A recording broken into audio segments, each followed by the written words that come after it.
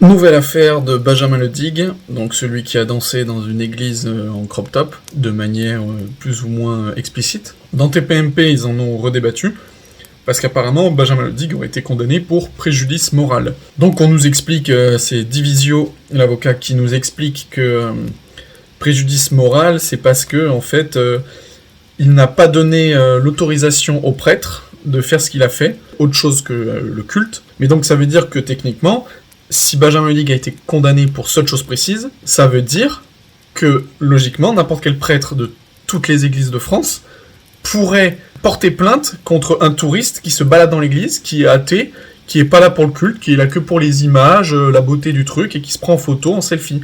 Parce que techniquement, c'est exactement ça. Au niveau de la loi, il serait condamné pour ça. Parce qu'encore une fois, je le répète, j'avais fait une vidéo avant sur son cas, danser, c'est pas interdit. Avoir un crop top, c'est pas interdit. Tout ce que Benjamin Le Digue a fait n'est pas interdit aux yeux de la loi. Je vous préviens, ne vous baladez plus jamais dans une église. Ou alors, frappez à la porte et demandez l'autorisation au curé. Parce que, apparemment, on peut avoir une amende parce qu'on visite une église. Si on fait pas le culte dedans. Donc déjà, voilà, ça, les faits, c'est une très grosse connerie, encore une fois. Et ensuite, donc là, les chroniqueurs débattent. Et ils disent toujours beaucoup de conneries. Et ça fait vraiment peur parce qu'on a l'impression que vraiment le plateau de TPMP, c'est le Moyen-Âge de la France.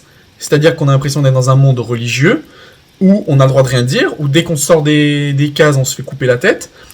Parce que là, vraiment, ce qu'il a fait, apparemment, c'est inconcevable. J'ai entendu parler de blasphème, de propos blasphématoires. Ça veut dire qu'on emploie le mot blasphème en France, alors que la France est un pays laïque et que le blasphème n'existe pas en France. Et là, ils utilisaient le mot blasphème. Il y a eu le mot profanation qui serait plus juste, et il faudrait légiférer dessus pour savoir si, voilà, dans un lieu de culte fermé, qu'il y ait certaines lois. Et ça, je l'ai déjà dit, voilà, je serais plutôt d'accord. Mais en tout cas, en l'occurrence, à l'instant T, ce qui s'est passé, il n'a rien fait d'illégal. Donc la seule chose qu'il a fait, c'est de choquer ou de peiner peut-être des chrétiens. Mais moi-même, si j'étais chrétien, ou même n'importe quel religieux, vous voyez un petit con danser, si vous avez l'impression que votre foi, elle s'effiloche, ou que vous êtes mal, c'est vraiment que vous avez une foi de merde, excusez-moi de vous le dire, c'est vraiment que vous êtes un religieux de merde. Si vous n'avez pas une foi suffisante en votre Dieu tout-puissant, juste parce qu'un petit con humain fait le kéké dans une église, c'est pas grave. Si vous étiez en face, vous pourrez le prendre par la chemise et le foutre dehors, ou alors là, juste écrire un commentaire en disant « sale petit con », enfin, voilà, mais de là à être choqué pour ça, c'est vraiment que vous êtes des merdes, vous êtes vraiment des merdes.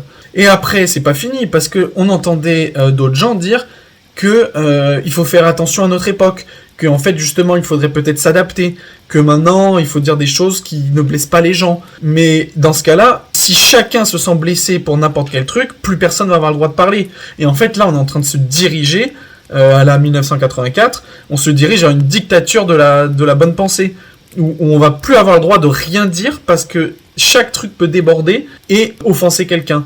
En fait, c'est ça qui est dingue, c'est qu'avant, on était beaucoup plus libre, mais comme maintenant avec les réseaux sociaux, le simple humain lambda peut se sentir choqué, et sur les réseaux sociaux, bah, ça commente, ça retweet, etc.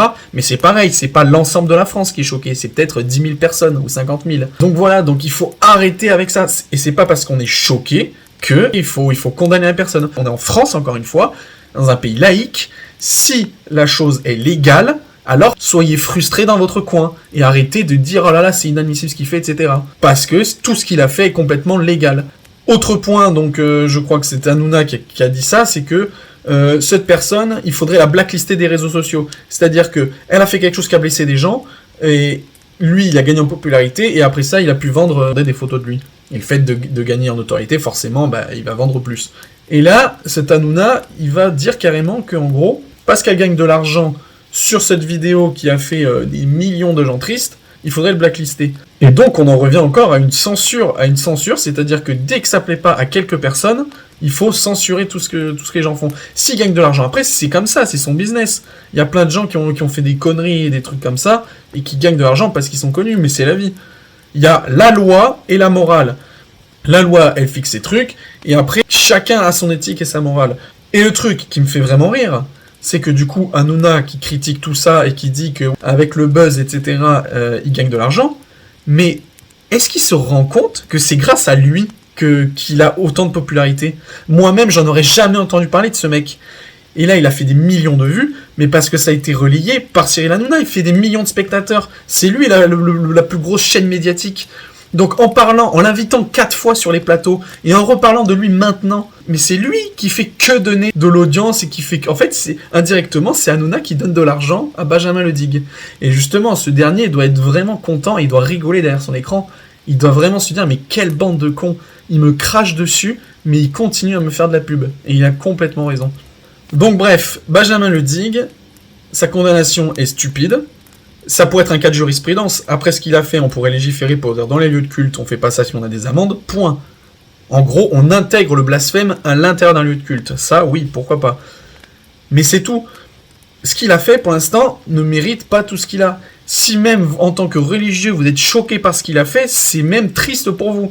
Faites un travail sur vous-même, ou remettez-vous en question. Remettez votre foi en question. Parce que si vraiment ça vous a choqué ce qu'il a fait dans l'église, vraiment, je plains Dieu des adeptes qu'il a.